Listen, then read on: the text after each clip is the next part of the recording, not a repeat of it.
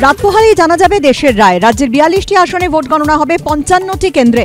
থাকছে ত্রিস্তরীয় নিরাপত্তা বলয়। চলছে সিসি ক্যামেরায় ২৪ ঘন্টার নজরদারি। কন্যাকুমারীর ধ্যানে নতুন সংকল্প মোদী। ২০৪৭ সালের মধ্যেই নতুন ভারত উন্নত দেশ গঠনে উৎসর্গ করতে হবে ২৫ বছর। নতুন করে স্বপ্ন দেখার ডাক। ফল প্রকাশের আগের দিন লিখলেন ব্লগ। সমীক্ষা উড়িয়ে ইন্ডিয়া জোটের ভালো ফলের আশা সোনিয়ার। দিবাস্বপ্ন দেখছেন কটাক্ষ বিজেপির।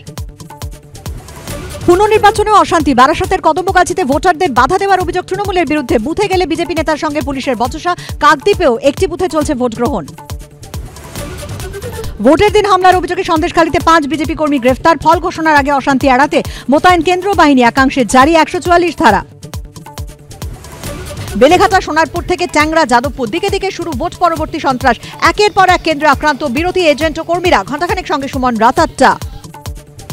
কার মঙ্গল হবে মঙ্গলে? দিল্লি যাবে কার দখলে? এই বঙ্গের ৪২-এর জনমত যাবে কোথায় মিশে? আসছে কারা, কারাই বা যায়? সবার নজর ভোট গণনায়। কার দখলে দিল্লি মঙ্গলবার সকাল ৮টা।